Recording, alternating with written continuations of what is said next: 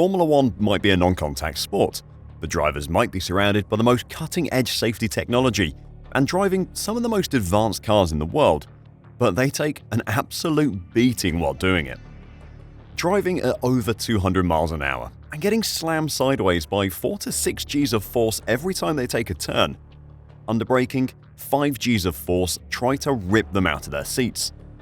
All of this takes a toll on the body, but they're forces drivers can train to deal with. What they can't train for is the spine-breaking impacts of the car as it's smashed from underneath by the uneven track surfaces, and now they're demanding change. Today, I'm going to check out the recent driver demand to the FIA for changes to the cars, and why we need them, so don't go anywhere. Before I dive into this, I just want to say thank you very much for all the kind comments on our recent face reveal video and the beginning of the Don't At Me series. It was lovely seeing all the hellos, and the response to the video was so positive that you'll definitely be seeing more of me in the future. Thank you as well to everyone who had suggestions. They're all being taken on board and everything will be improving, from the video quality to the lighting to the background. Anyway, let's talk F1 and the massive health concerns that drivers are speaking out on.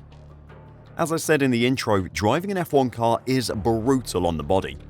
It isn't just the crashes that are causing problems, though Max's 160-mile-an-hour slam into the wall at Silverstone in 2021, which produced 51 Gs of force on his body, is an insane amount of force to experience. No, the problem for the drivers is the constant issue of the current crop of F1 cars running so low to the ground that they're constantly being smacked by the track surface. Head of Grand Prix Drivers Association George Russell was one of the first to speak out against the problem, but plenty of others joining in. He said that the violence drivers experience when cars hit bumps on the track at high speed is unsustainable. World champion Max Verstappen has personally gone to the FIA with the problem. At the season opening Bahrain Grand Prix, he told the FIA at the drivers' briefing that, end of the straight with full loads, the impact is too high with the low ride heights. He added that F1 had to revise that for the new regulations that are being introduced in 2026. But he said he was concerned that the FIA was not addressing the matter sufficiently in the new rules, which are due to be finalized in June. We still run very low, but I don't think the 2026 car is going to be any different, Verstappen said. F1 drivers undergo rigorous training routines throughout the year. They might not have to sprint like a football player or need massive muscles like a weightlifter, but the forces that their bodies go through during a 90-ish minute race are immense. Necks and backs can be strengthened, endurance can be improved and stretched, reaction times can be honed, but protecting the spinal column via training is pretty much impossible. The compression in their spines as they go over bumps in the ground effect cars is more than just uncomfortable, it's painful. In 2022, when these new regulations were debuted, porpoising was a huge problem.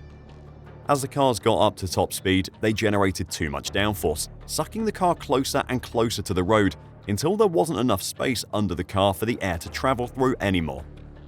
The downforce was very quickly reduced, the cars bounced up and then were sucked back to the track surface. The result was a jackhammering of the rear of the car, smacking it into the track surface repeatedly.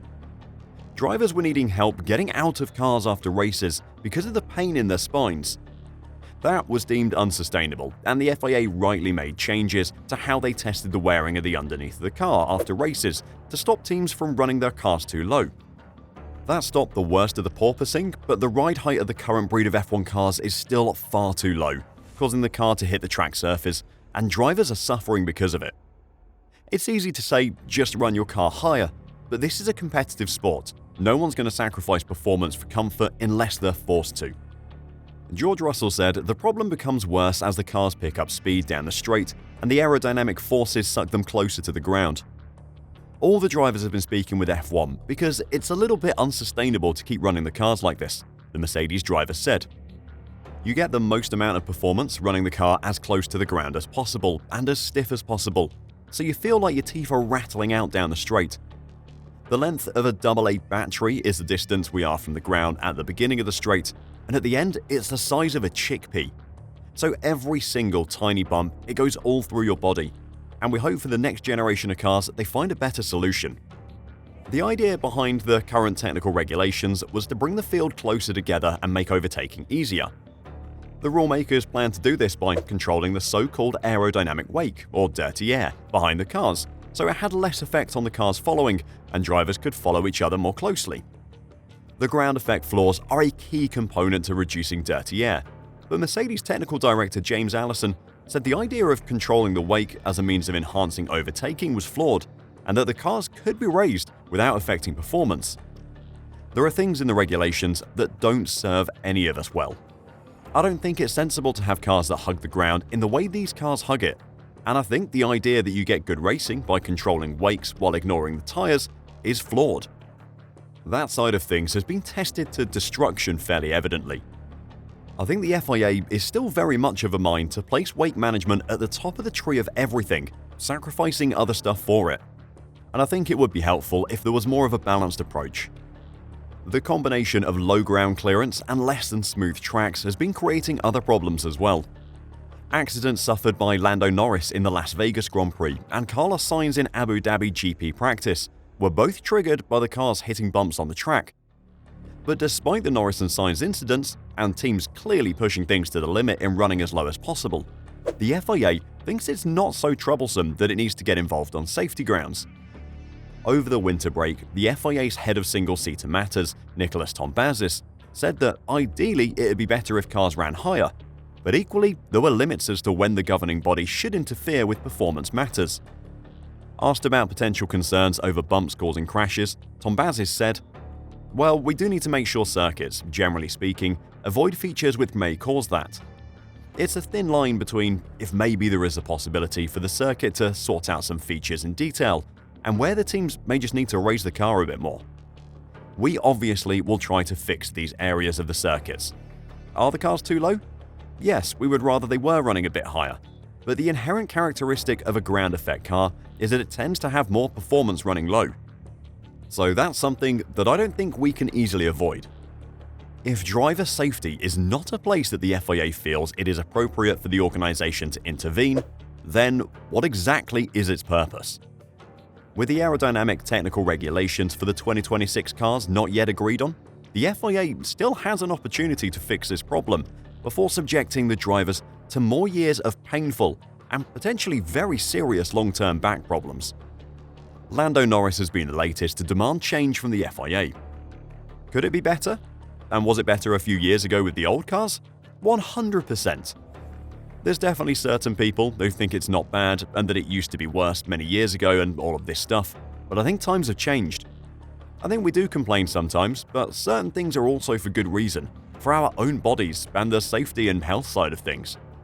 So I think there's areas to improve on it for sure.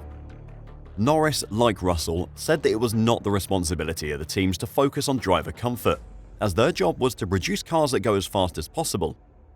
He also said that he now struggles a lot with his back because of the new cars and the impact that the constant bottoming out has had on him. F1 teams will always chase performance wherever the rules allow. The FIA has always intervened to amend the rules when driver safety has been a problem, but throughout the history of the sport, it's normally only when a serious accident or a death occurs. This problem is very unlikely to cause a death, but the long-term impact on the drivers could be incredibly serious, and something needs to be done to protect them better. Are the drivers right to demand protection from the FIA, or should the teams be doing more to protect their drivers? Let me know your thoughts in the comments down below, and until next time, drive safe and bye for now.